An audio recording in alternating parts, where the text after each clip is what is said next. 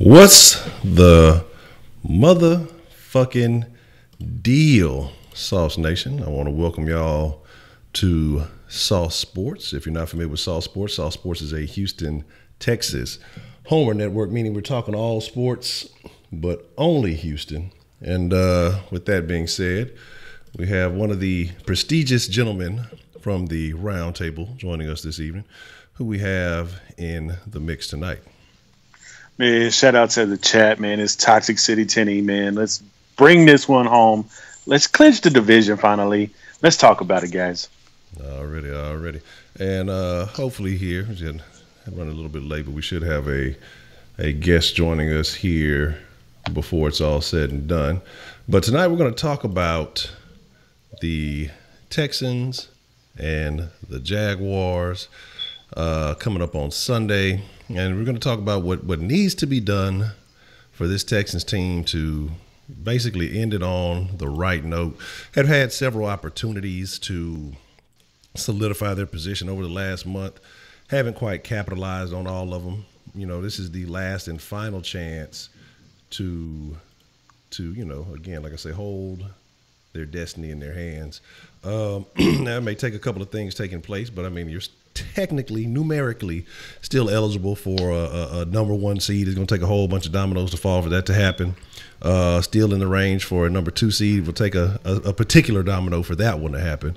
But the likelihood aren't the best. But before we get into all that, man, we got to talk about really the most important thing happening in the city of Houston. If you don't know what that may be, that is the Sauce Nation roll call, man. Hey, got to show a little bit of love. If you are from the greater Houston area, make sure you shout out your side with pride. Even if you're not from Houston, we going to still show you some love. Even if you don't fuck with the text, you just fucking with the sauce because you like coming through and talking shit and chopping it up. And it's all good. We got love for you. Just let's shout out where you at, man. And we're going to send a little bit of love in your direction. Whatever you represent, however you identify, whatever you claim, however you get down, we going to show a little bit of love. And if you want to text into the sauce line, we're not opening up the sauce line yet, but you can text into the sauce line. We'll open it up for calls a little bit later. There's the number 832-639-DRIP. That's 832-639-3747 if you want to text your thoughts in to the sauce line. So let's see what we have joining us from Sauce Nation tonight, and then we're going to get into it. Hector Rodriguez representing Tom Ball already. Dewey Harris Southwest in the house already. Julius Harris Southwest. DeAndre Ray, what's the motherfucking deal? Oh, you're a Titans fan? Peace be to Texas. It's not gonna happen. y'all know how pathetic y'all sound. We're gonna talk about Lamar bitch ass too. How pathetic the Titans are. Y'all couldn't do it on your own. Y'all begging other teams. We're gonna talk about that too, Texans fans. We gotta talk about it because we're gonna talk about the change in culture. I want to talk about the Pats and they bitch ass too. That shit that they sent to the fucking to the Eagles. Like that's Mark shit. We're changing the culture around here. We ain't on that hoping no other team helps us get to where we need to get. We're gonna handle our own motherfucking business, and that's what it's about. We're gonna live and die by what we put out. But Julius Harris, what's the motherfucking deal? Let's see. Asmel Trejo, real swift. Let me see. Edwin Baptiste, what's the motherfucking deal? Representing the SWAT already. Jay Dizzle, what's the motherfucking deal? From the land of the trio, my town trio, say Wakanda forever. James Harden, Texan boy, what's the motherfucking deal? Taylor Bates, Christian Sims, Quincy Jones, Myra Benson, Splash Town, Texas already. D Love, what's the motherfucking deal? Edwin Ortega, Shelby GT, Mello, what's the motherfucking deal? Roman Kemp, it's your boy Roman already. Let's see. Zacharias, 1997, what's the motherfucking deal? Days, what's the motherfucking deal, man? And Unique Fashionista, the Will, let me see. I see Darren Davis, I see Wink, I see Kevin Jones, I see Texans for Life, Bruce Reynolds, let me see. Fourth Ward in the house. Say Herb got it to Don. What's the motherfucking deal? Shout out to Swisher, Albert Villalobos, and Danyala Message Southwest. What's the motherfucking deal, Danyala, man? Good to see you. Always good to see you. Jimmy Cruz, 5th Ward representing. Corpus Christi in the house already. Downtown Kingwood, Katy Roseburg. You all around the city, man. Hold it down. Mo City in this bitch. Go DJ. What's the motherfucking deal? Greens Point in the house already. Make sure I ain't missing nobody. Southside in the house already. So here is the motherfucking deal. P&A. Josh Cooper, I see you. So here is the deal. Dades, man, do me a favor, because I owe you something. I told you I was gonna get that special shout out for you.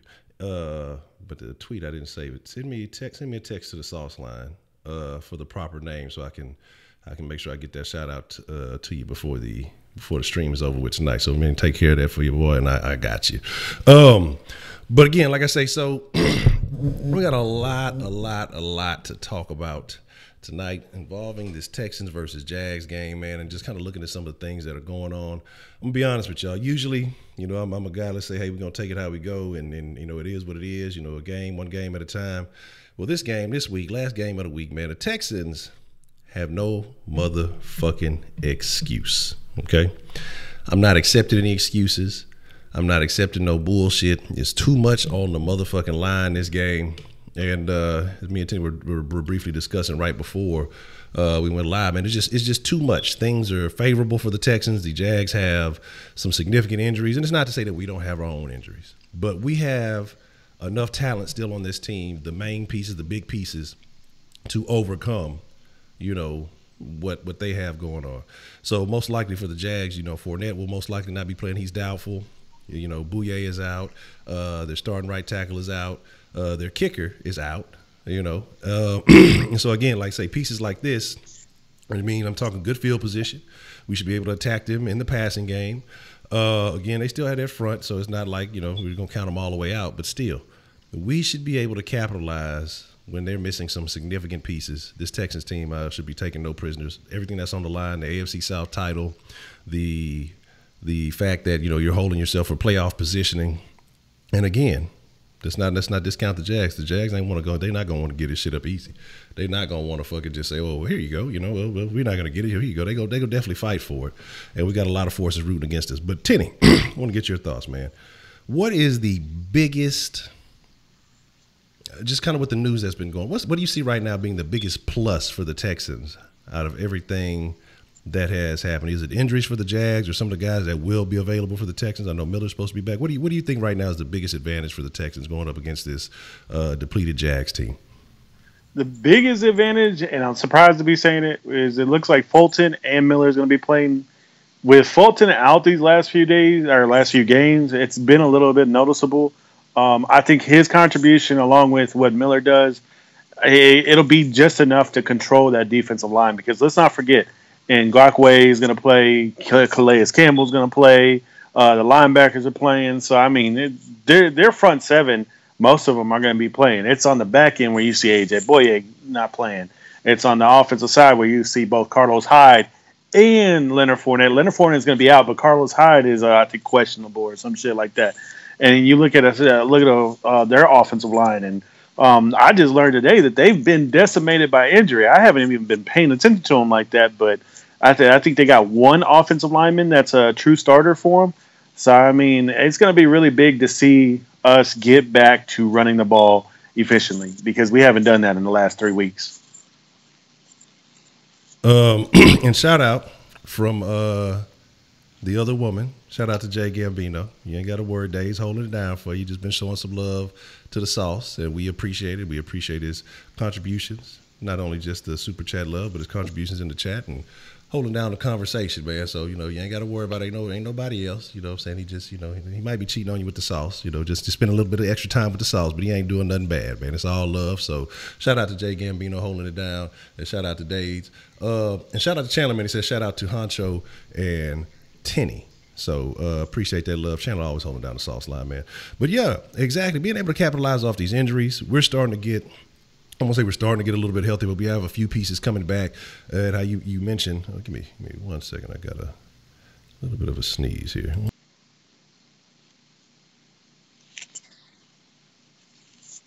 I want y'all to hear all that, but it is what it is. But Miller returning, because we've seen that Deshaun has been basically the leading rusher the last few weeks with Miller going down and not being available.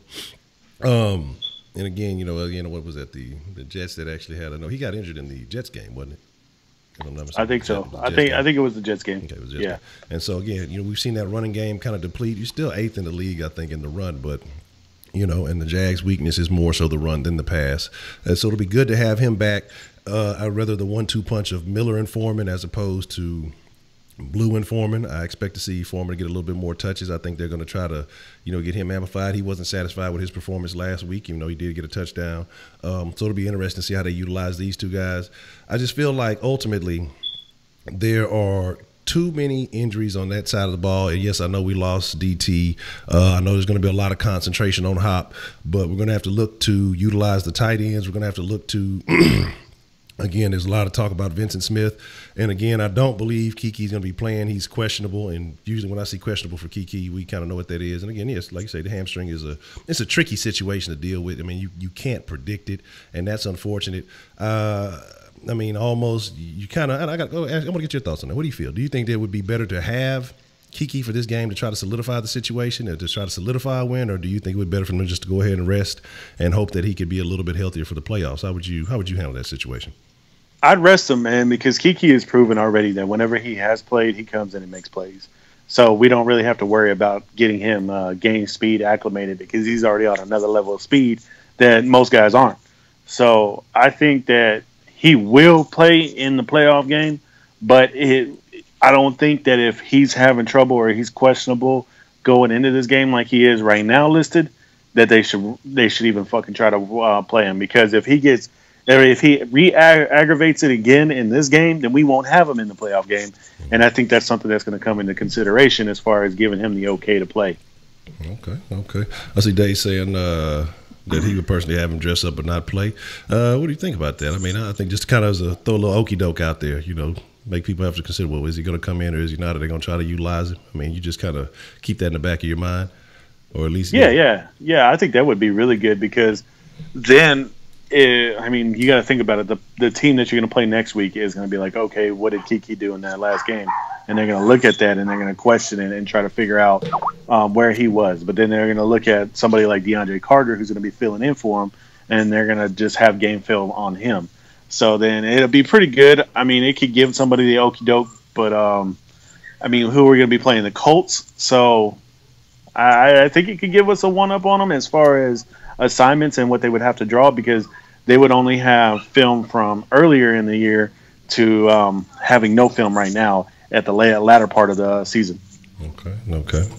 Heidi talking about I'm Skyping hoes. Well, since you say I'm Skyping hoes, let me put you on hold for my hoes. Now, y'all give me 1 second, and we're going to bounce right back. I got to take care of one little quick thing real quick, and we'll be right back at it. So I'll give y'all some of that lovely basketball layup music that y'all love so much.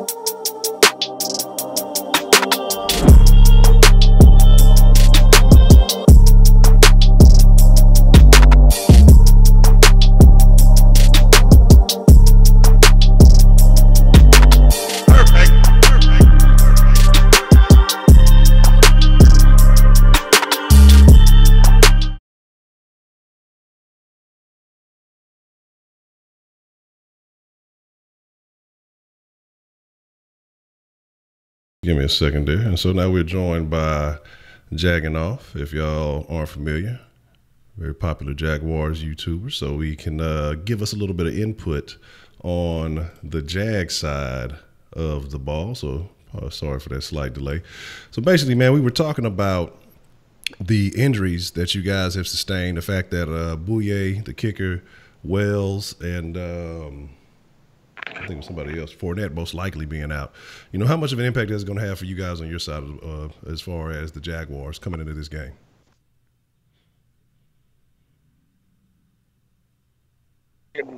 Offensive line. I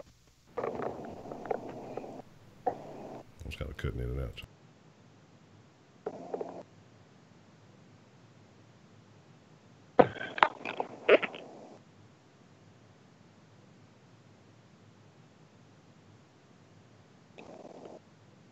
You guys hear me now? Oh yeah, but our offensive line is on fucking IR right now. We got hella injuries.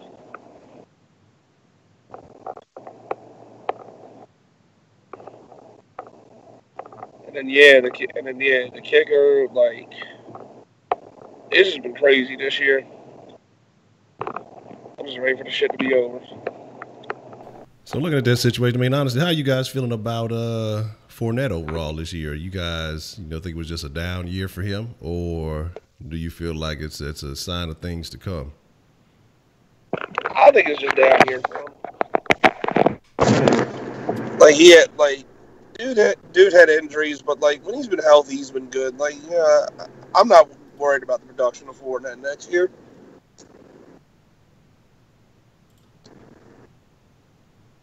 Okay. So going into this game, man, as far as what do you think is the biggest concern for you guys, considering, the Texans have no number 2 wide receiver. You guys still have Ramsey in the game. I'm not sure about who's the backup corner backing up Bouye. But, I mean, what is the biggest issue you see with this team in stopping the Texans and coming down to Houston on Sunday? I think it's just going to depend on one thing, how Blake Bortles plays, because if Cody Kessler was playing, y'all were fucking winning, no doubt about it. But Blake's good for a couple times a year of him absolutely balling out, and since he knows his job's on the line, like it could be a game like that. I mean, it wouldn't surprise me if he came out and threw 4 touchdowns. It wouldn't surprise me, but it also wouldn't surprise me if he came out and threw 4 interceptions. How Blake plays is pretty much going to determine the game. Okay. Well, Dad, Tenny, man, your thoughts on, and that's actually a very interesting point. I forgot that because Blake sat out, about 3-4 games, and now he's got the starting job back. This is a chance for him to showcase himself. Even if he's not a Jag next year, he's going to have a chance to showcase himself for some other NFL teams to try to find a home, next year. What are you expecting out of Blake Bortles? Again, knowing that, like you said, the job is on the line. There's going to be a lot of pressure on him. Do you think he's going to come out and try to play, really try to air it out or really try to make a name for himself? What are you expecting from him in this game? Man, I expect him to play hard, and then with the secondary, he's going to get some yards. I mean, he'll probably get 230 to 250 yards in the air, at least. At the very least, he's going to do that.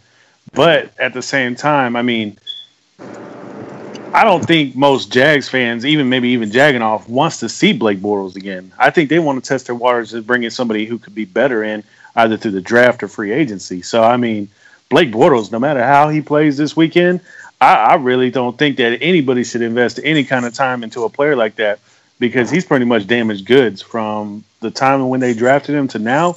He hasn't had any kind of progressive development. Like he said, he can come out and give you 4 touchdowns or 4 INTs. And in the simple fact, too, coming into it, and if you want to, you buy into the trends and shit, the Texans, the last 4 years, this is the 5th year underneath Bill O'Brien. This is the 3rd time we're going to play the Jags in the last game of the season. And the previous 2 times, we've beaten them both. And both times, Blake Bortles has come into the house and not performed well. I mean, he did it last year, even when they played the week 1 down here. The defense gave them opportunity after opportunity, and Blake Bortles couldn't seal it out with touchdowns. So I think that same kind of Blake Bortles will show up into the Houston house and not perform good enough to get them the win. Just because Blake Bortles, like I said, he hasn't developed into any kind of special talent for this league, and it's damaged goods. I mean, that's pretty much what it is with me in my eyes. I can tell you how like I feel about the whole Blake Bortles situation. Um, here's the thing. I wouldn't mind seeing him back because we're gonna have to get that bridge quarterback anyway. But but in order for him to stay, I want him to recognize, hey, I played like shit this year. Restructure my deal, and then there's a chance I'm not going to be the guy. And personally, I want to draft either Dwayne Haskins or Will Grier. And the minute Bortles starts fucking up, that's when we look to them, and it'll be easier to trade him too. Like at the end of that, because no one's going to pay Blake Bortles $16 million a year. They're just not. So honestly, too, even though he's taking less money in the short term, it's still going to benefit him in the long term because if he's making like $5 million versus $16 million, somebody will be a little more open to picking up his contract because right now we ain't going to do that. So if he restructures, I wouldn't mind seeing him back and at least giving it a shot until he screws up again. But above all else, I want to draft a quarterback. We got good ones this year. Okay. Is there anybody in particular that you're looking at in this draft coming up that you think would be a good fit for the Jags? Dwayne Haskins and Will Grier. Both of them are going to be fucking studs. For anybody who don't watch college, Dwayne Haskins is the Ohio State quarterback with Justin Herbert going back to Oregon. He's probably the top prospect in the draft. And Will Grier, I think they got him ranked at number 3, but the guy they have number 2, Drew Lock, I think he's better than. So those two guys have a lot of potential in my eyes. Are we live? Yeah, we live. We live at 5. Yeah. Hey, I didn't even know. Yeah, but here's the thing, though.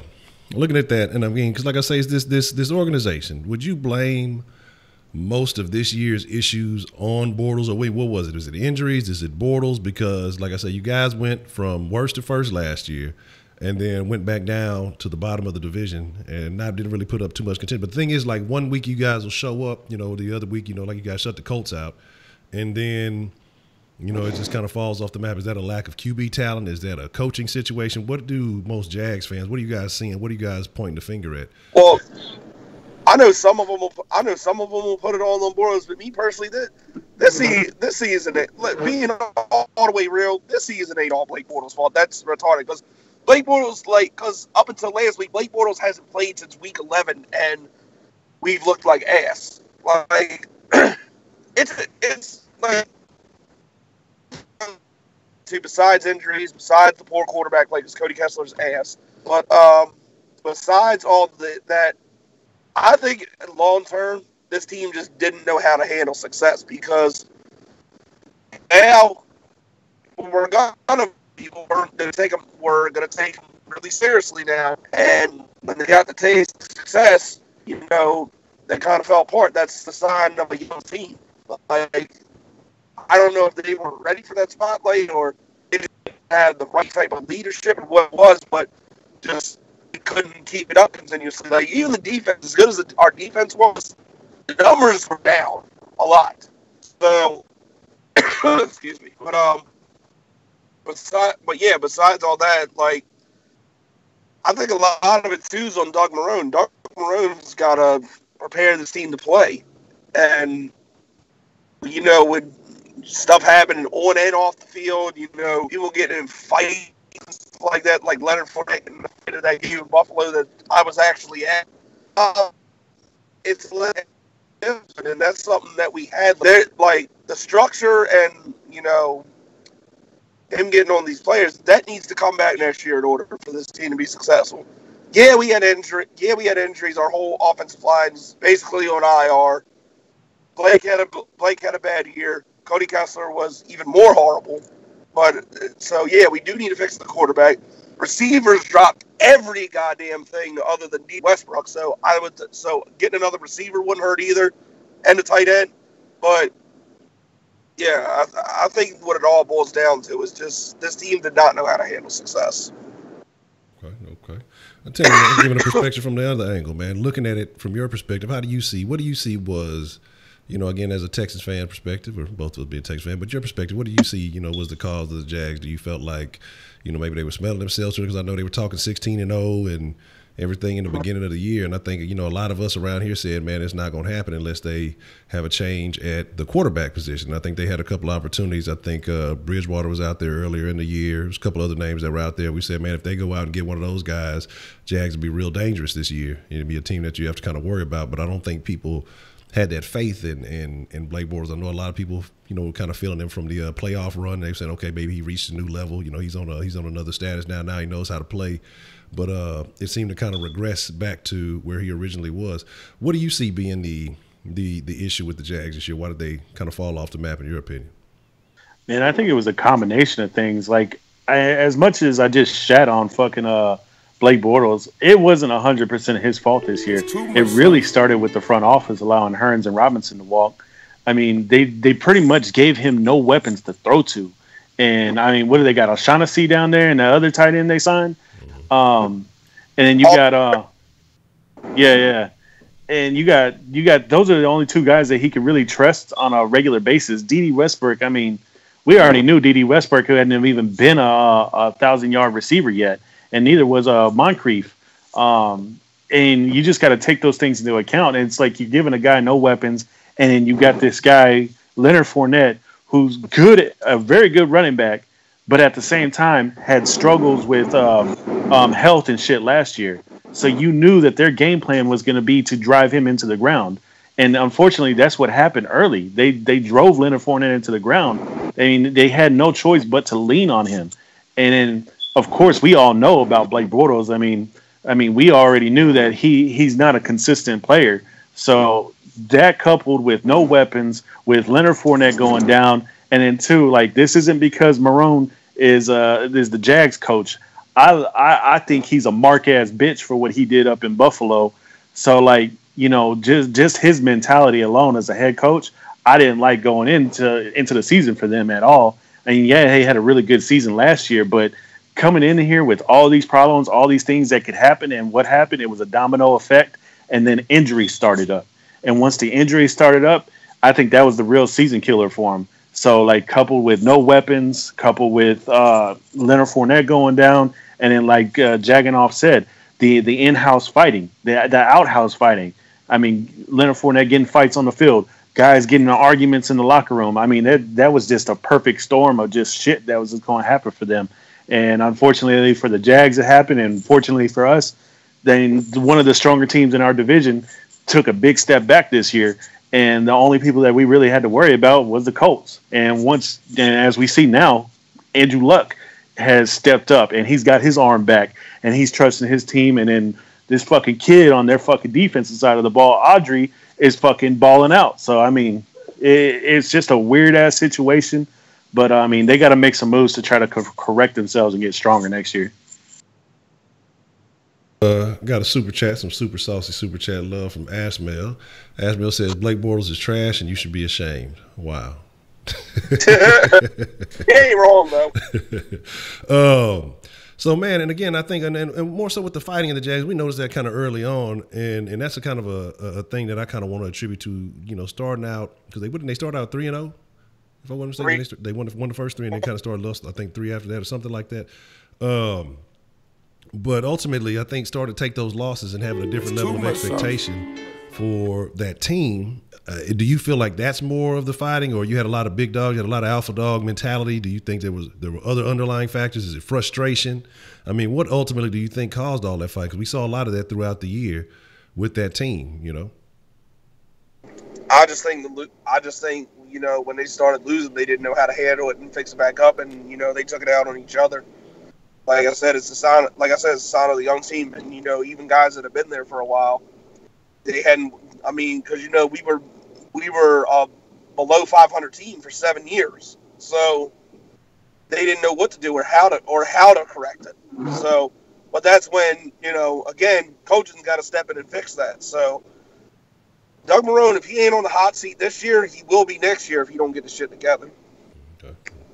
Ashmel said, and this is a prediction I made. I said too that I think I wouldn't be surprised if Jags try to make a play for Nick Foles because he'll be up for availability. But Ashmel says Jags need to get Nick Foles and stop kidding around. And again, I think that would definitely be an upgrade over Bortles. You got a guy who has veteran experience. He's been there to the big game, won the big game. He knows what it's going to take. I mean, you guys were a game away last year, but I think it's going to be a bit different thing because I know there's some cap issues supposedly, and I know a lot of guys are rumored to be getting cut. Who they let go of? Church and a couple other guys recently. What is that cap situation looking like for the Jags coming up this year? It can be fixed with letting go of a couple people. Like nothing serious. Like I'm pretty sure Malik Jackson's gone, but like once him and maybe two other guys go, it's gonna be fine. But I'm glad you brought up Nick Foles because I've been saying this. Here's what I really want to happen. I want Nick Foles to dominate in the playoffs again with the Eagles and, hopefully take them to the Super Bowl and make them have to re-sign him. And then maybe we could make a play for Carson Wentz. That would be my best case scenario.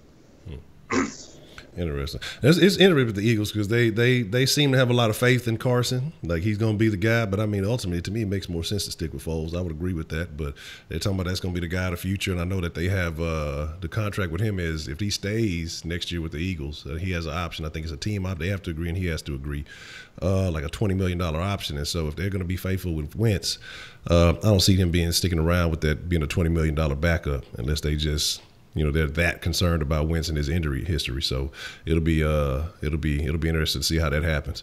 Man, I seen Wink say earlier too about Wade Phillips. I know y'all was talking about Wade Phillips. Wade Phillips, his defenses are only good for about 2 to 3 years, and then they start declining like rapidly after that. He's like when he's a fresh face into an organization, he provides that spark, that needed spark. But then again, like I said, once he's been there a little bit, you start to see those numbers decline, rapidly.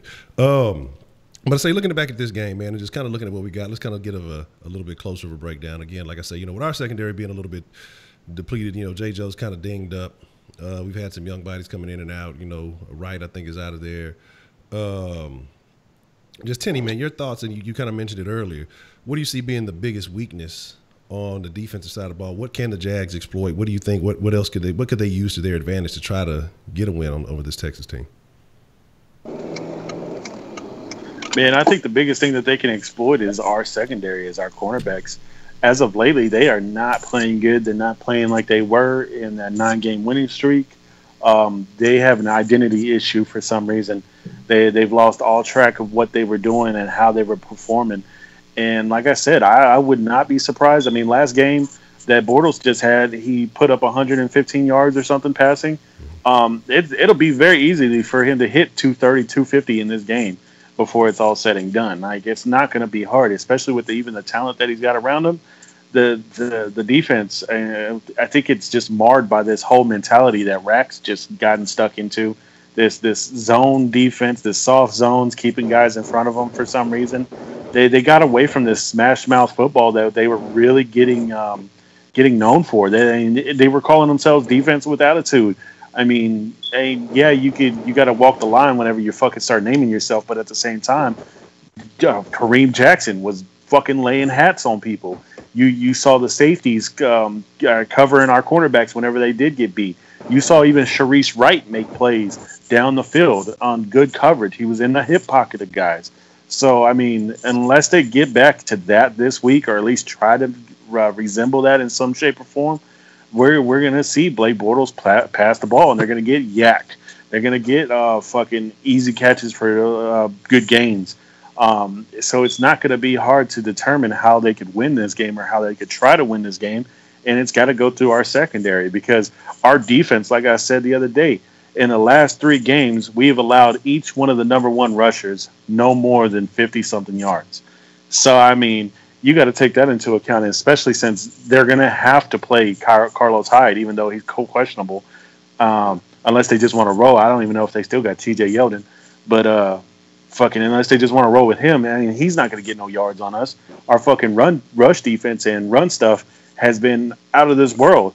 But it's the craziest fucking thing when you could fucking shut a team down to 50 yards rushing from their best fucking running back and still get beat through the air by like a Nick Foles for nearly 500 fucking yards. So I mean, this secondary is by far our weakest part. And jacking off as a Jags fan, what do you see this Jags offense being able to take advantage of this Texans defense? Well, I agree with Teddy. You guys do have a weakness at your secondary, so I would think the best way for us to attack that, get Leonard Fournette out in the passing game. You know, I would hope T.J. Yeldon's playing today because he's good out of the backfield, and above all, get D.D. Westbrook the ball. Get him the ball every way, shape, or form. Because everybody else, like, if you've watched the Jags at all this year, you'll see like 5 to 6 drops a game from other receivers. So D.D. Westbrook by far has been our most consistent receiver, and he's actually had a very good season. So I'd say get him the ball early and often, like maybe on I don't know, on slants, crossing routes, even take a shot or two deep. I mean, you got nothing to lose. You're 5-10. Like, just get this man the ball somehow, and let him take advantage of a suspect secondary. And also to work to our advantage, since you guys are great at getting after the quarterback.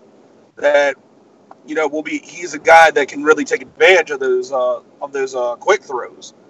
That actually could play right into a guy like Westbrook's hands. So I'd say for our offense to do everything, especially if we can't run the ball, get that man the ball early and often. My big concern with the Jags, especially, is just that we have not had the best success against mobile quarterbacks. And Blake Bortles is mobile. A lot of people may not attribute that to one of his skill sets. He can run the ball and he can get yards with his legs. And again, because we've seen guys, once they get outside on JJ or Clowney, when we lose contain, we've lost contain quite often this year, and that's kind of been a thing that's kind of been a little bit frustrating too. I think being a little bit over aggressive, trying to get to the passer. But he's a guy that can get you. And I want to say he got us for last game. He got us a couple of times, if I'm not mistaken. So I think that's definitely something the Texans are going to have to look out for, him being able to extend plays with his legs, things like that. That's definitely something we got to pay a little bit of attention to. But let's flip the script.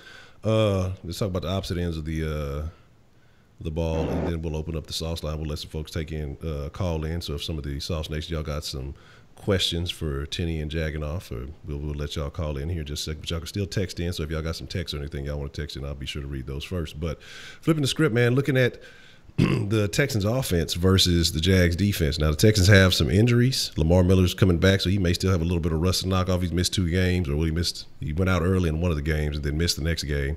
Deontay Foreman still trying to get back into game shape. We saw last week it wasn't just the best. And so I tell you, Texas fans, you better appreciate Lamar. And I know he's trying to he needs 83 to get to 1,000, so I think he's going to have that in his mind. He's definitely going to be running hard to get to that 1K.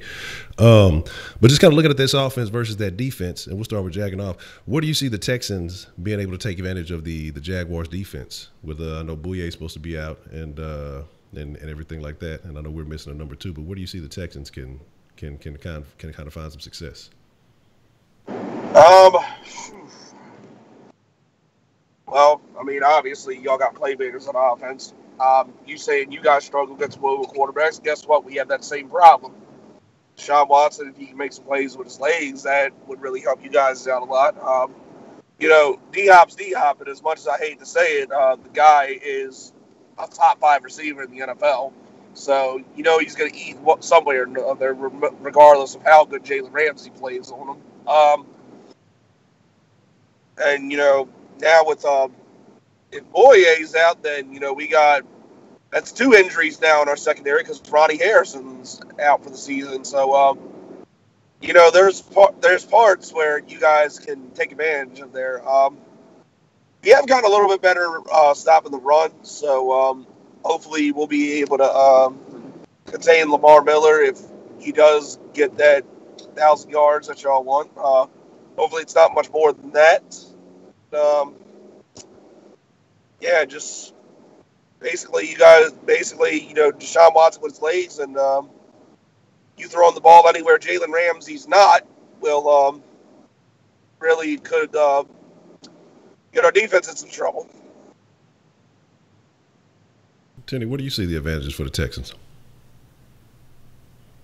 Yeah, man, the advantage definitely lies with Deshaun Watson, without a doubt. With what the performance that he pulled off last weekend against the Eagles, 2 rushing touchdowns, 2 passing touchdowns, 300 and something yards passing. Um, and he threw no interceptions too. So I mean, man, if he can get that lightning flowing early in this game, if you can couple that with a resurgence in what Lamar Miller was doing earlier, like that Titans game, and then the game before it, I forget which one it was, where he just ran all over the fucking field. Um, I mean, if we can get that resurgence going back with him and get his legs underneath him, or at least pair it off with a better performance off of Foreman, then the passing game really doesn't have to come into play. You got to look at the fact that we're going to have DeAndre Carter, a pickup off free agency. We got Vincent Smith, who's a rookie. I mean, even though AJ Boye is out for this game, I mean, you got to look at it and say, Vincent Smith, is he really just going to beat somebody who's been a part of this team or part of that Jags team all year? Not really. So, whoever they're going to place in there, it might be DJ Hayden. Who knows? So, I mean, DJ Hayden may be taking on Vincent Smith while Ramsey's on D-Hop. We know Ramsey looks to only limit the possessions that D-Hop will get into the game. Ramsey respects him. Hop respects him. Deshaun Watson respects that matchup. He's not going to test them. He's only going to throw to what he knows is going to get caught. So I think the most important part of this game is let's see that lightning from Deshaun Watson. Let's see the running game get going. And also, let's protect the ball. Turnovers will kill us in this game, absolutely. There is no question about it. Because if the running game can't get going, we're not moving the ball well this Sunday. Got a question on the sauce line. Shout out to Chandler.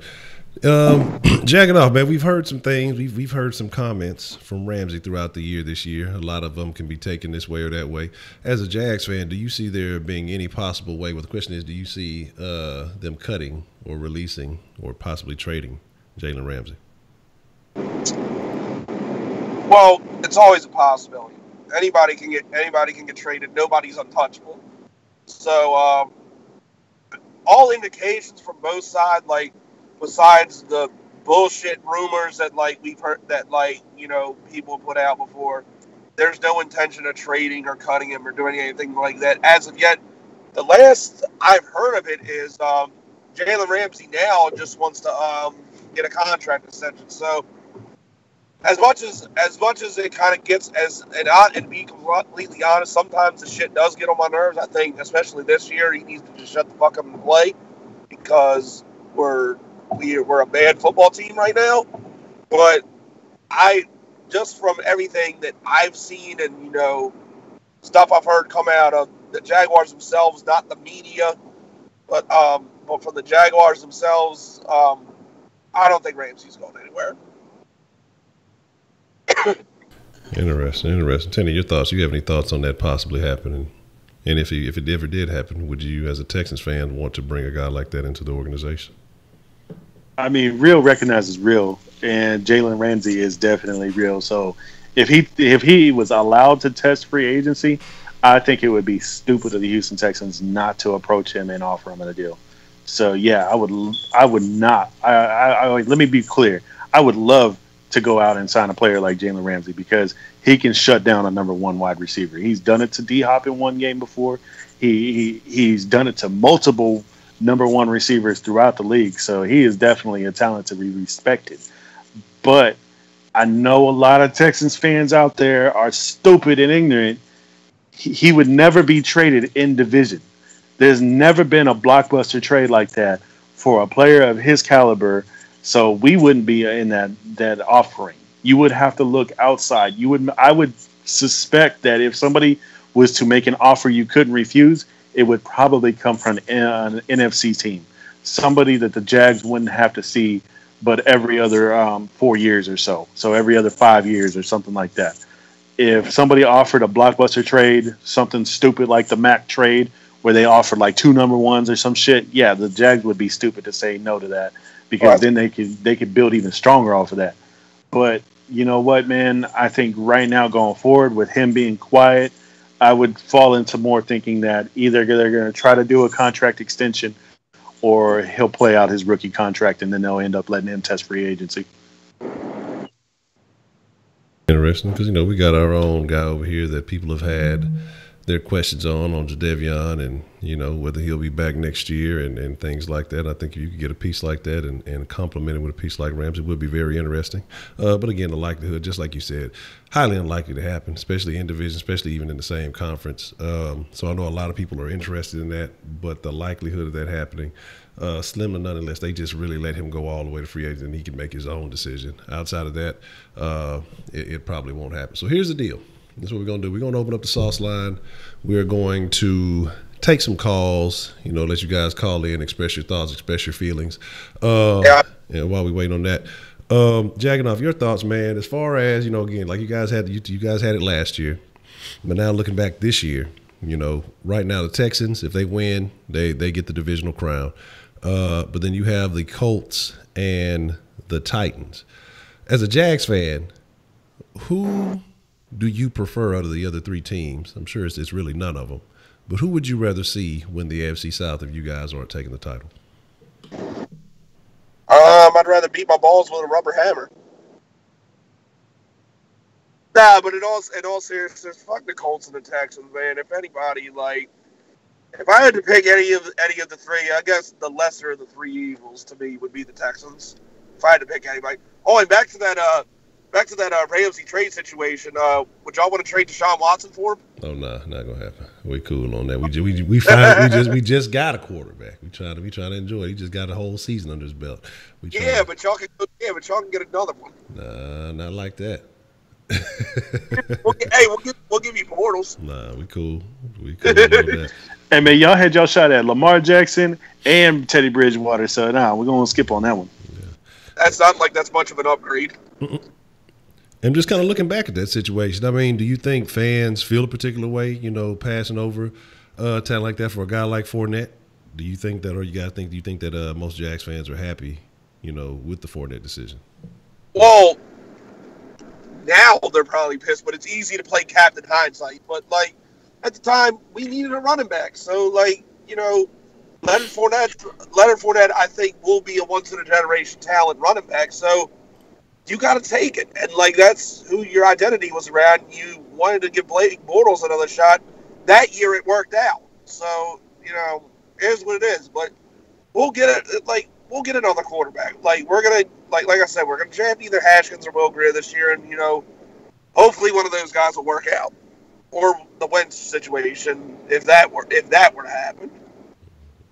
Okay. Or you guys can trade us Deshaun Watson for Jalen Ramsey. No, we cool. Y'all can keep him. It's all good. Man, you got a better shot at Joe Flacco right now, man.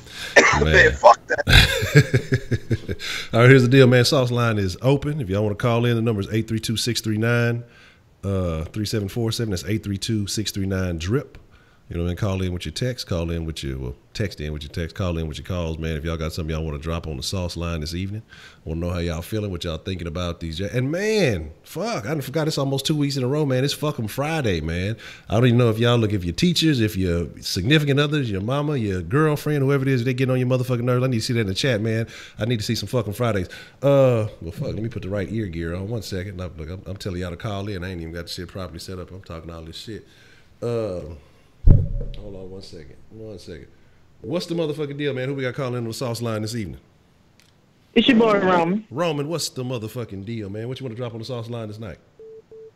First of all, I want to say, if there's any static or popcorn, I've seen people talk about me in the chat, man. I'm sorry about that, but I'm going to make this call pretty short. I know some people say I go too long, so I'm going to make it short. First of all, I just want to say, I think this game's gonna be a good building lesson, good lesson for our receivers. With DT out, we're gonna see more time for Vincent Smith and Kiki if he plays, and I forgot that other boy name. But we just gonna see our young receivers. So I think that's gonna be good learning lessons, good play time, good to what we got. For all we know, these could be the future of our receivers. So I think that's gonna be a good game for that. I think we're gonna win that game. I mean, I think.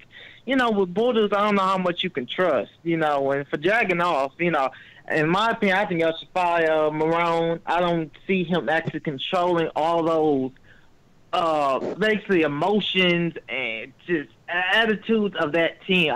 He just ain't that coach, you know. And like I said, I like Ramsey, but I feel like he's just as much as the problem as he helps the team. But he's just as much as the problem. You know, the team doesn't really have a leader. You know, I would expect like somebody like a Calais Campbell, somebody like a Varian. I don't know, just to step up and say, hey, this is what we need to do. This is what needs to happen. So, like, no disrespect to Jags. I like the Jags. It's just, you know. Yeah, that's all I got to say. And, yeah, I think we're going to win the game. And that's about it, man. That's all I got. Roman, man, appreciate the call, man. All right, man. Really. So do you think Marone is that guy? Do I think he's the guy? Yeah. I don't know if he's the guy.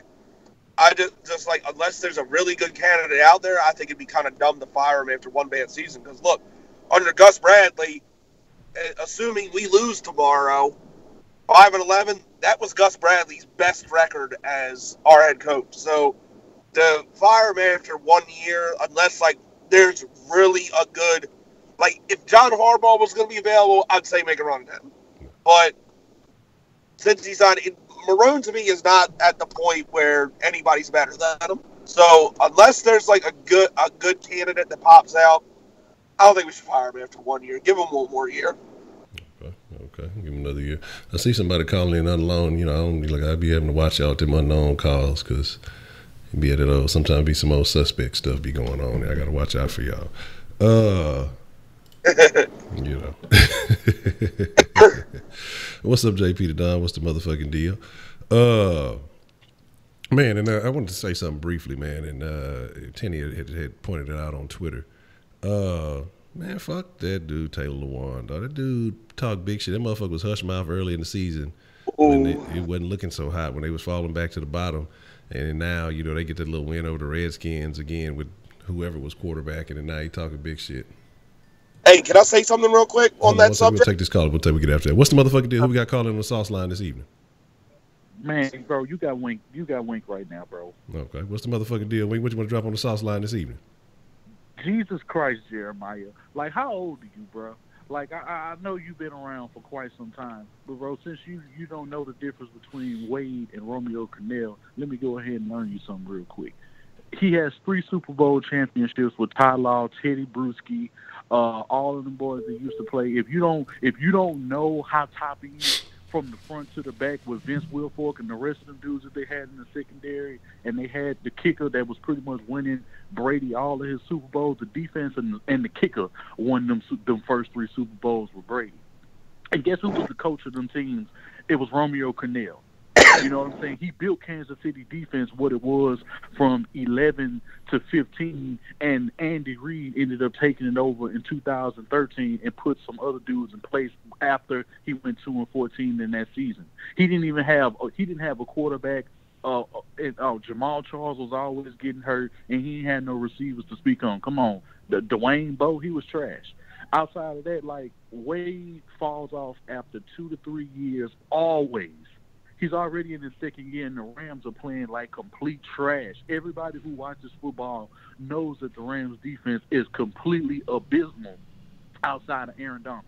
Sue ain't doing nothing on the line. They linebackers ain't really doing shit. If it ain't for tip balls, they ain't getting no interceptions. Marcus Peters is not all of that with them. Talib been hurt the whole season, and he ain't really done shit. Jamarcus Joyner, he getting lit the hell up, and he a little nigga at that. And it's just like, schematically, Wade's schemes are easy and predictable. You done played football, Honcho. Bro, this man runs man the whole game. That's all he does. That's all this man does, and he always puts his DBs and his pass rush in situations because he doesn't really bring any. He's good at disguising at times, and if he doesn't have top-end talent the way that he had in 2011 and 12 with the Houston Texans, and if he doesn't have a 2015 Denver Broncos team with extreme talent that John Elway bought in free agency when they couldn't draft well for seasons and they still can't draft well now, bro, it's clear your age was showing when you was trying to talk in the chat and you didn't know what the hell you was talking about. So when I say I'm going to take you over my knee, it's a verbal spanking that you need right now because you truly need to be on timeout because you were blaspheming in the chat. You didn't know what the hell you was talking about. And Wade Phillips and he's been coaching longer than Romeo Crennel and only has one Super Bowl championship to his name.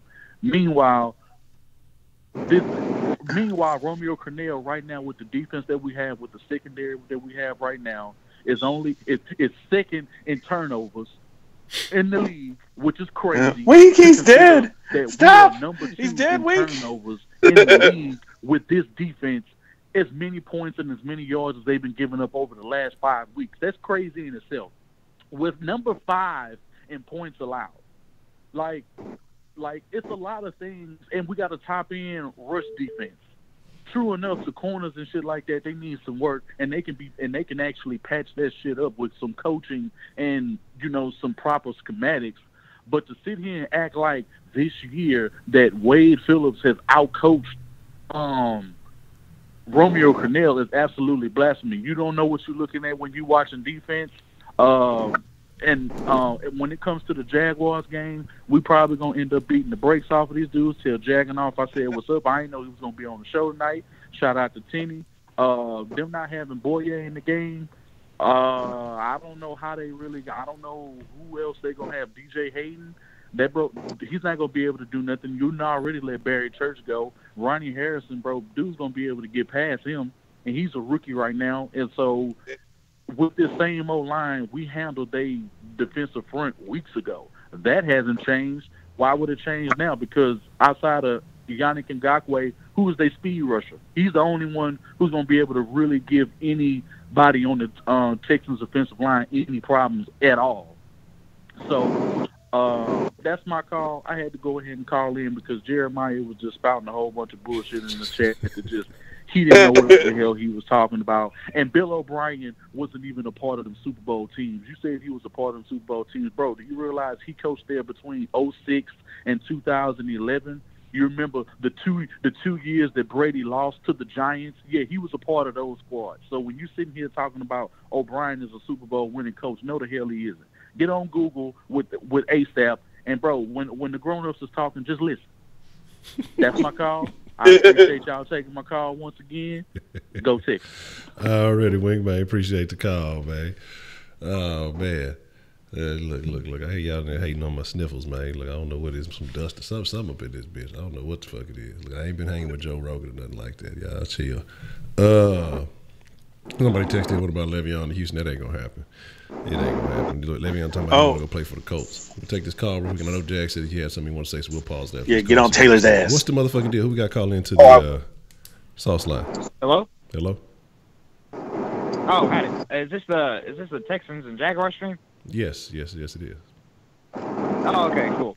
So, I heard you guys' conversation, and I was just wondering about, I'm a Titans fan, personally, and I know the Titans beat the Texans and the Jaguars, so I just wanted to get your guys' opinion on that. Last I recall was the Titans got their ass were playing the Texans, but, that was cool early on. Who we got calling in, though?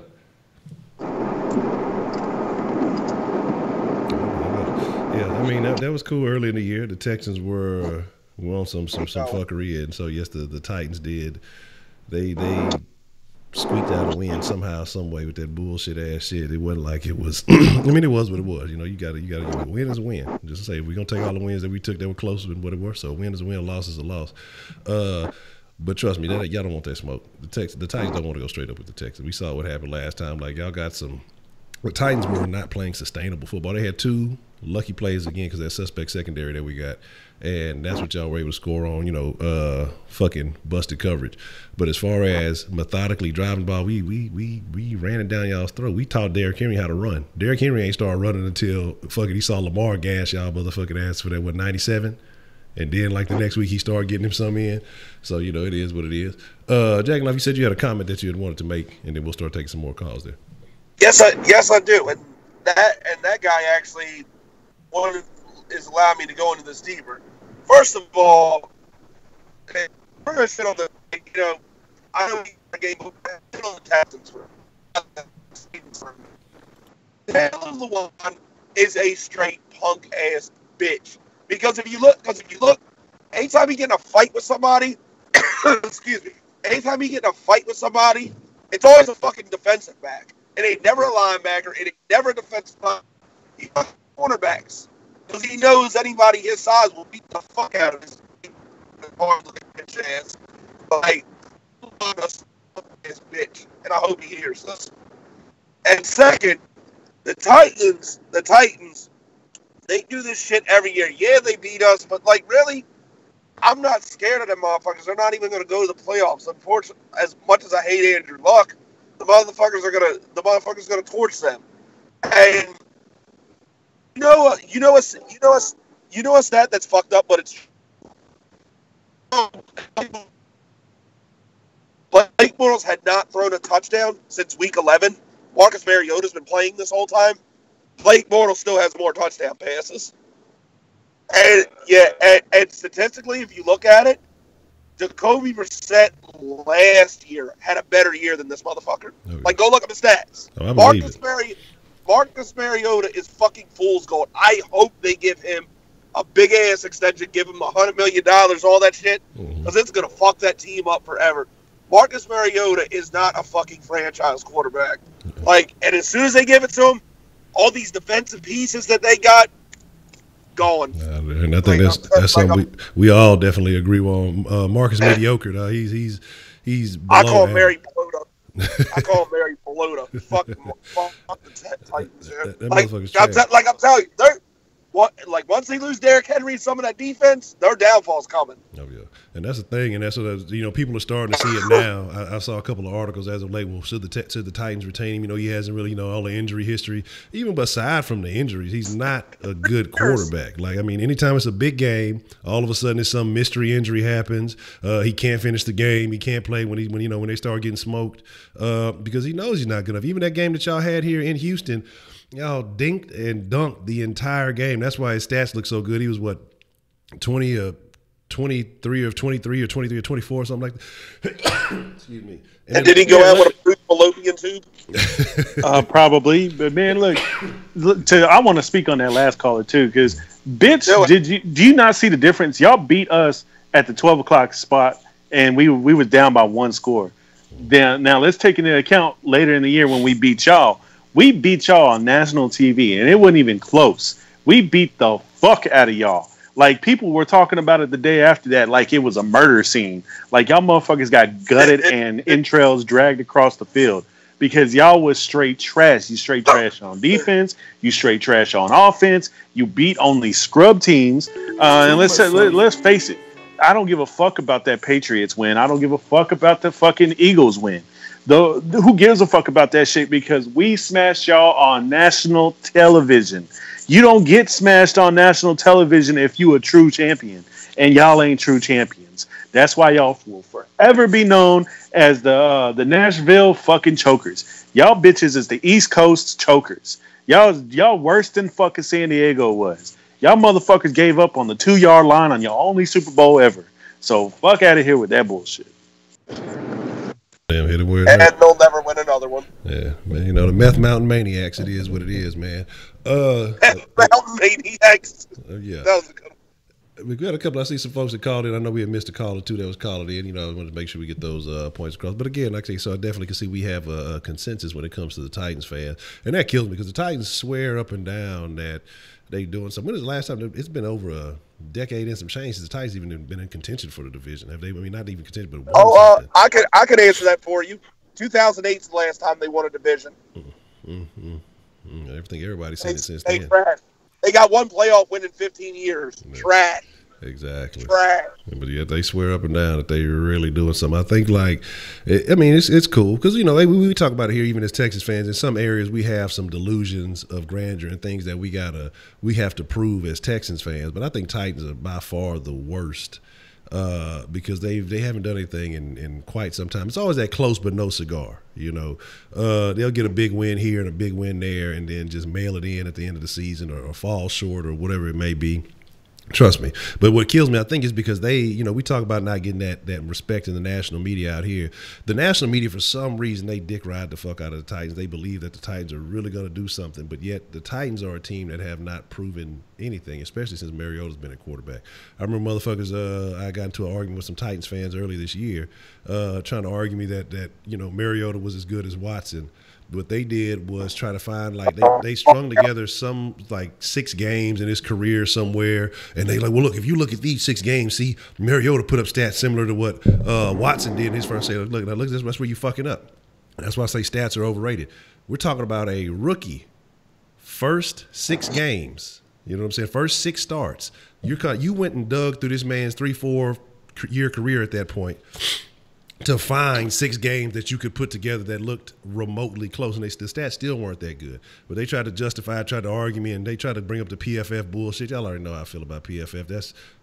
That shit there ain't what it is. As a matter of fact, I seen some folks on that PFF video the other day, and I'm telling you, you look fucking the dude looking like what's the dude from Eastbound and Down? What's that motherfucker's name? That's who one of them motherfuckers look like. The other dude look Danny like McBride. look like Danny McBride and shit. This is who y'all want to get y'all information from, man. Fuck PFF, dog. Them motherfuckers are trash. The stats are fucking fake.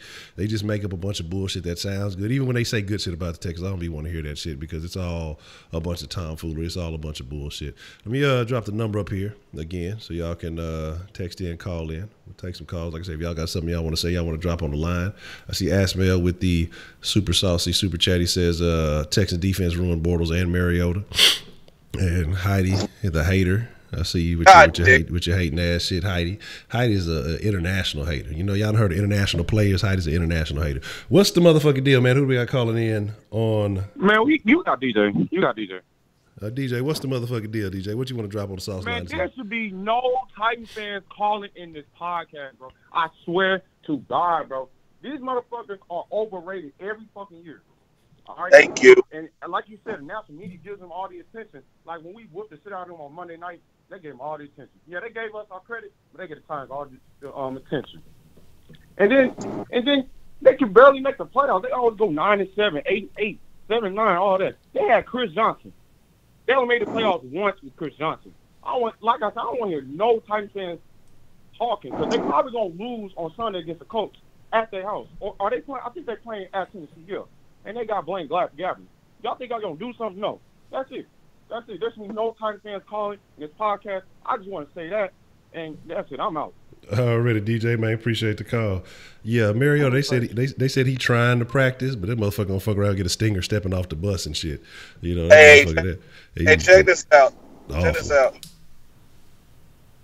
When they put this one, somebody tweeted this one stat up. It's like, oh, Mariota besides Brady and one other person, they're the only people to recently to take their teams to 3 straight winning seasons. I'm like, okay, y'all motherfuckers finished 9-7 each of the last 3 years, and you have 1 playoff win to show for it. Am I supposed to be impressed?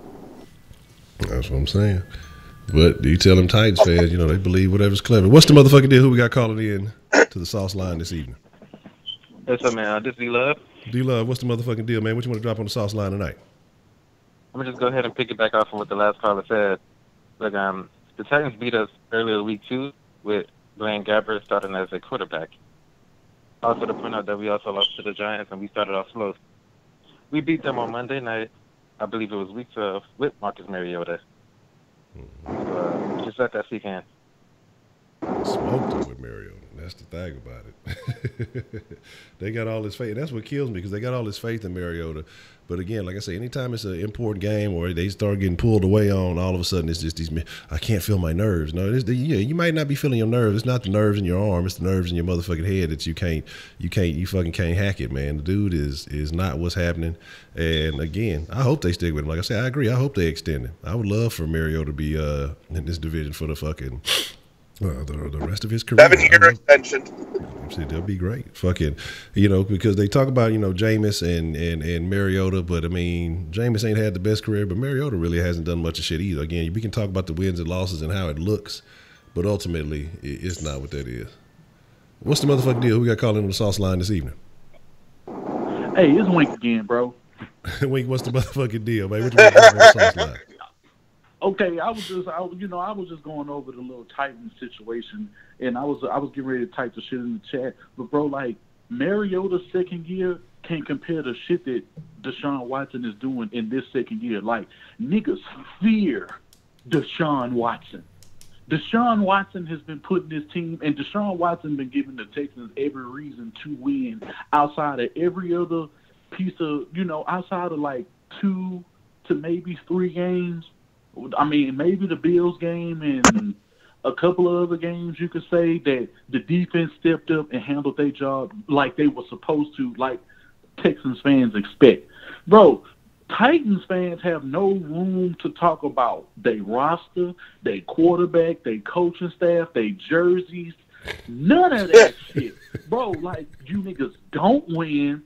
You get gifted a touchdown in last year's playoffs against Kansas City when the nigga was clearly over the line, but he ends up catching the ball, and they act like that was the greatest shit ever. Oh, man, yeah. And you did that against the ultimate choke artist in the playoffs. Everybody loves to bring up what pre-Deshaun Watson, what this team has done with Brock Osweiler and all of these other fucking quarterbacks. But bitch, nobody's seen what the fuck Deshaun Watson finna do in the playoffs. You mean to tell me he finna be the only game on it in the time slot, and you mean to tell me he not finna perform? Fuck out of here if you think otherwise. And number 2, nigga, what does a Titans fan get off like comparing seasons between Watson? Watson's first year and with 19 touchdowns and 21 touchdowns total, and when you trickle on down, not only is he healthier than Mariota already in his career in terms of where he's going, because we remember Mariota got hurt from a leg injury or some shit like that in his second season, and he was like 22-6. Bro, Deshaun Watson is like 28-9 right now with like 32 touchdowns total and like damn near 500 yards on the ground. How can you compare? And then the man is about to, in this game, he's going to end up passing anywhere between 4,000 to 4,200 yards, just depending on the day that he has. But regardless, he only needs like 60 yards to reach 4,000 passing yards. When the fuck has Marcus Mariota ever had a 4,000 passing yard season? Like, when has he ever been the total reason that the fucking Titans are winning games?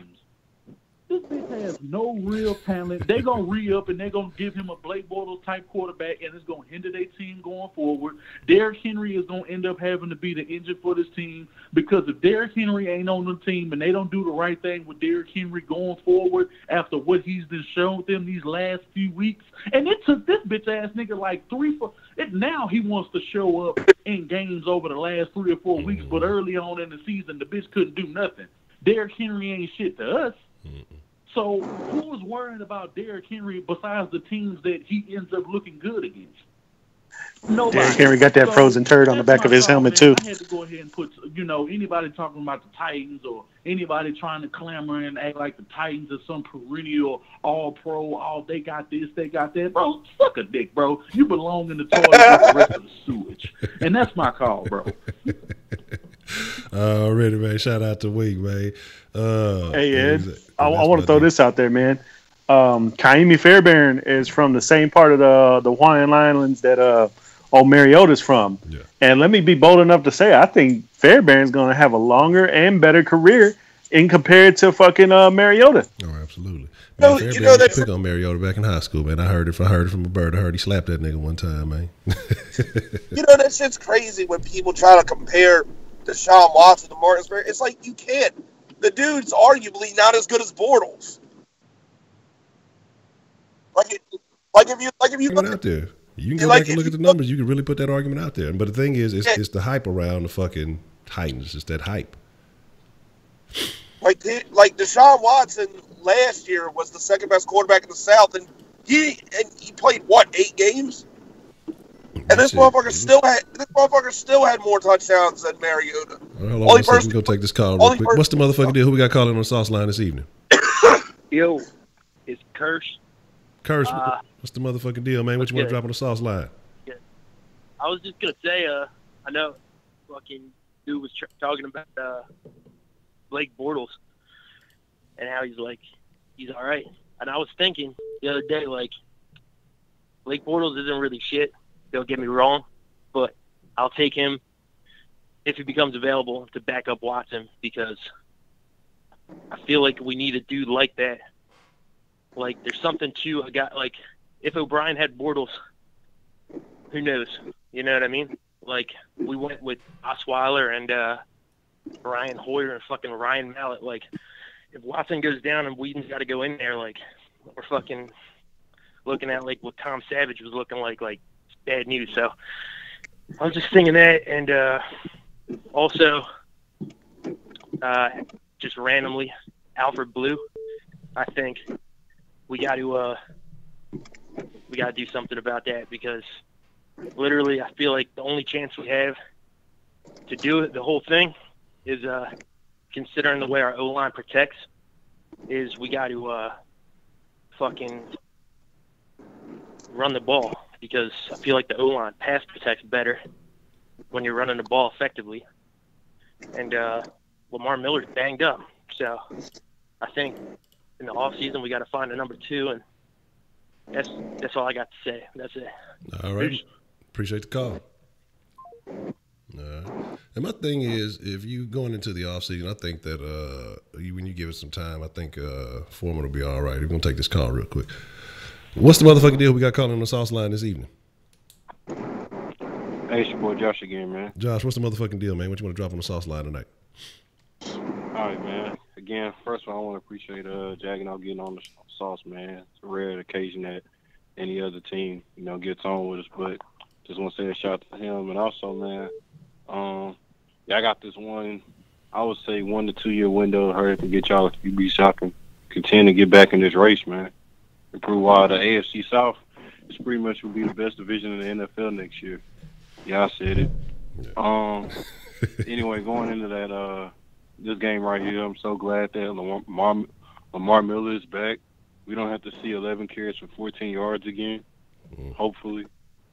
But and also, like, even Kiki playing, even if Kiki's questionable, like, I mean, I know, like, for Texas fans, they kind of want to send him to the playoffs, but I want him to have that test run game, to get his free way, because he ain't played in so long, and that's what I'm worried about, man.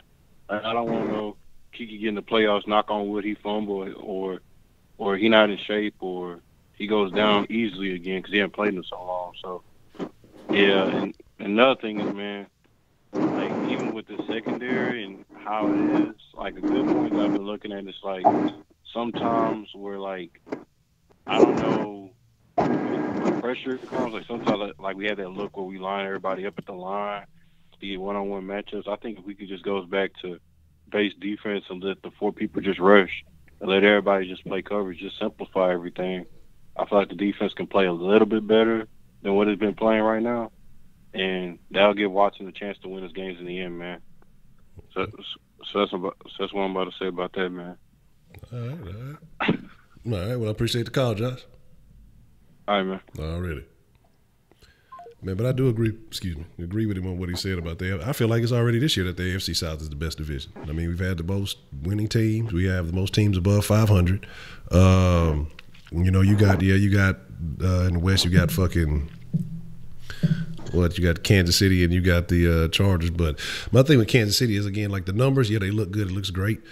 But it's a lot of hype. Again, there's a lot of talent over there. They plugged and played Mahomes. He got put in a good situation. It was nice and it was lovely. Andy Reid's always good for a hot start to a season and then fizzles out at the end. And you're starting to see him fizzle now. I know a lot of people say, it's unlikely they lose to. I will not be surprised if the Raiders pull out a win against Kansas City. The Raiders have had a couple little unlikely wins these last few weeks. They feeling themselves, they feeling like they finna, go lead off into the next season, with some feeling good about themselves.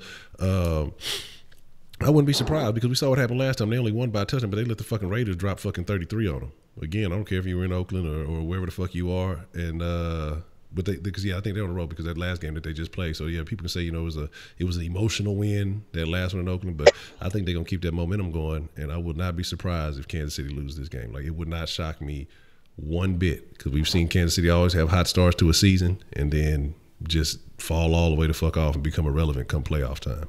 So, I'm just telling y'all, don't be surprised if you see it, man. But here's the deal. We'll go maybe about 9 more minutes. We'll make it even 1:30 and see what's shaking. So if you want to get your calls in, you got any texts in, make sure you get those in quickly. And, we'll get ready to wrap it up here shortly. For those of you, yes, we will be in the den at 10 tonight. So, again, we'll be talking about – I know we don't normally talk sports in the den, but tonight we're going to talk about female sports and why nobody watches that shit.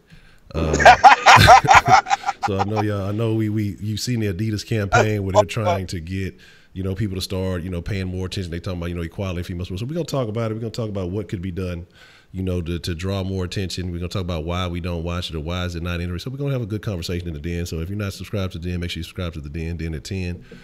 So like I said, it'll be a good conversation. You can call in, text in the den. We know what your thoughts and feelings on that, and then whatever else comes up. Y'all know how we do in the den. We just talk about whatever's clever if it's some interesting shit going on. But again, so if you ain't a part of that, make sure y'all in there.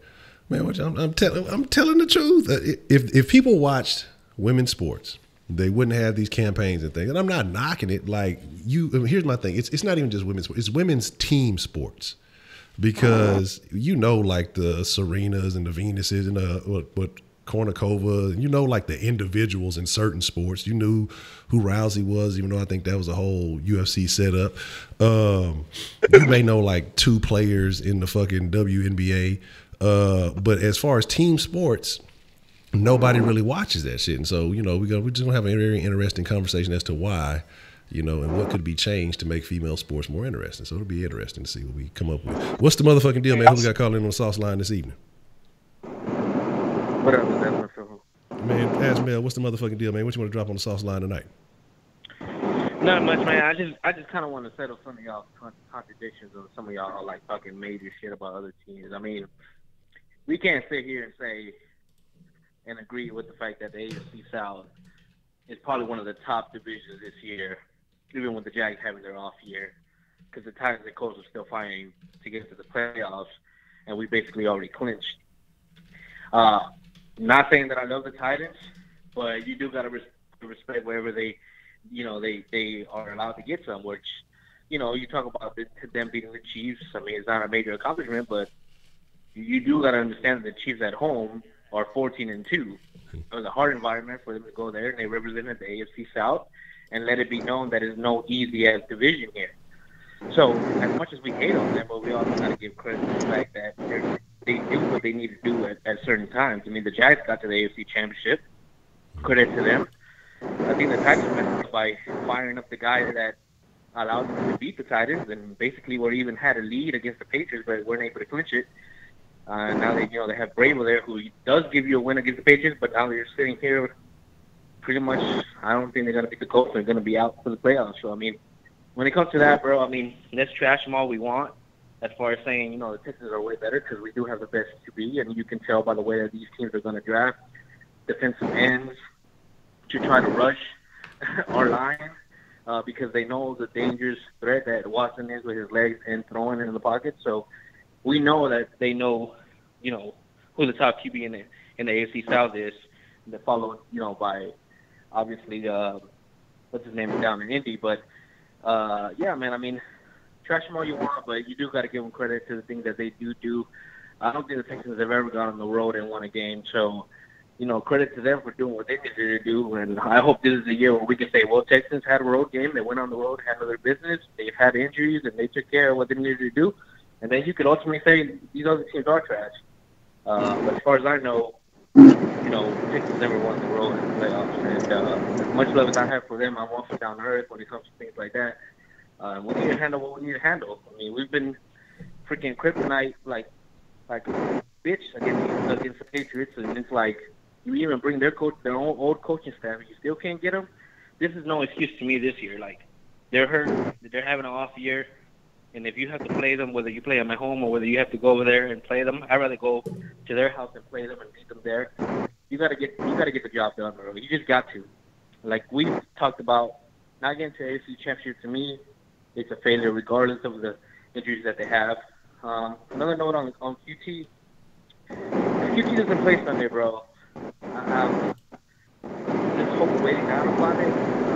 Ultimately, I think he's just not going to be ready. And what they're ultimately hoping, if they don't play him Sunday, is that they get to the AFC Championship and that he's ready to go by then, which is sad because we do need him, and he is a big threat. And I think at this point, it's not even about letting him heal or just holding back, because you want to hold these cards. I just honestly think the dude's not able to go.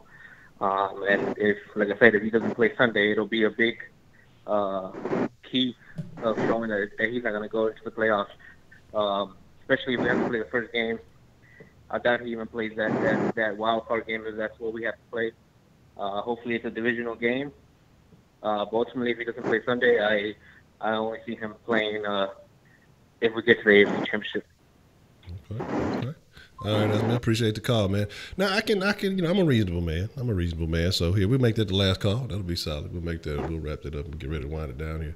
But I'm a reasonable man, and I can understand what you're saying about the Texans have not gone on the road in the playoffs, have not won. So we have not. Every time we've had to go, and usually seeing the Patriots, it's never been a good look. So until we prove that, that these teams have, we can't really talk that level of shit. I can understand what you're saying about that.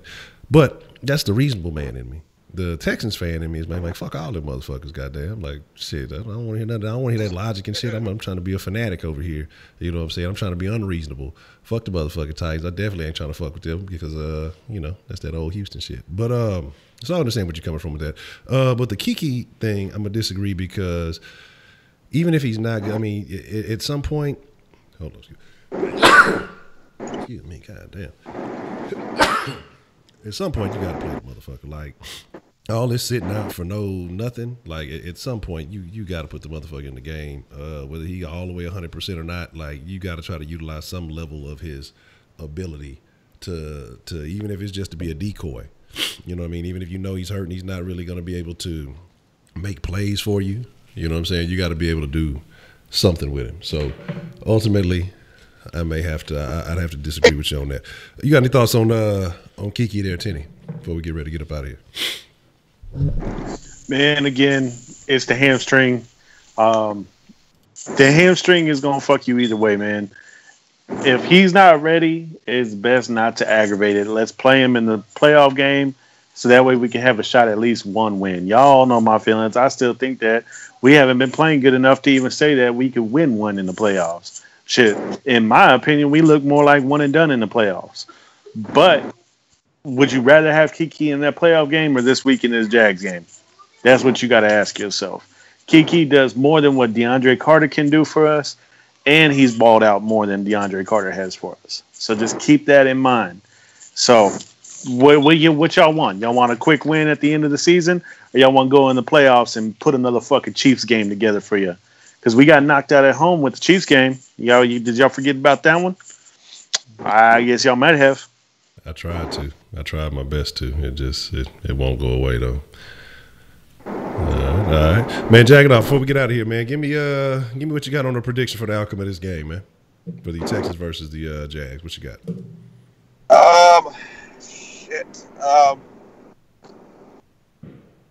Either way, I think this is gonna be a close game. No matter the outcome, but I'm not gonna go against my fucking team, Honcho. So Jags gonna win 17-14. All right, that's the bet. I got you. I'm gonna jot it down. I ain't gonna give my prediction till the pregame show, but you say 17-14. Sure. All right. Well, here's the deal, man. Mr. Jagganoff, I appreciate you coming into enemy territory, man, and spilling some sauce on the Jags for everybody. So I appreciate you doing that, and I think everybody else appreciated it. We had a couple folks call in and say they did. Mr. Tenney, as always, holding down a round table. Either one of you gentlemen got anything y'all want to say before we get up out of here for the night? I love dripping my sauce everywhere, bro. Already. Everybody. Oh man, that's an original. Man, shout out to the chat again, man. I know y'all showed through. I heard y'all on the calls. I know y'all been killing it in the chat. So very much love it when y'all come through, guys. Thank you once again for another great show. I've been seeing the numbers every time fucking Ed streams and shit. So the numbers are growing very nicely, guys. Y'all keep spreading the word. Let's get more people in here. And as y'all see, even those who are divisional opponents love what we doing. We got fans from other teams gravitating to us. As you can see, Titans fans like to come right on that tip because, you know, they enjoy the Texan tip. You can call it homesick if you want to. They miss Houston. But thank y'all very much for coming through, guys. I love y'all. Yeah, already, man. And again, like I said, man, I appreciate both of you gentlemen for coming through, holding down the sauce this evening. Shout out to everybody who called in on the sauce line. And shout out to Hector, man. Hector, I missed his super chat earlier because he was talking about the Texans got to go Vegeta mode, man. And I got caught up. I jotted that down. So shout out to Hector, man. My fault for it taking so long for me to get that out there. But definitely, we were talking about the Texans and how they have to, we got to start playing like Vegeta. Can't be on the Goku shit, man. We got to be on that. We got to be on that raw dog shit. But again, like I said, we'll be in the den at 10, talking more big shit. We're going to try to solve one of the mysteries of the universe. Y'all know how we do it at the den, man. We're going to act a damn fool tonight. So make sure y'all are part of that. If you're not a part of that, go hit that subscribe button. I think it's in the description below somewhere. If not, just go to denshow.com. It'll take you right to the channel. But with that being said, man, hey, I appreciate everybody who came through here this evening. I appreciate the chat for holding it down, even Heidi the hater. But with that being said, y'all be cool like y'all be cool, but most of all, hey, y'all know y'all the freshest motherfucking ingredients in the world. Y'all stay saucy, and we out.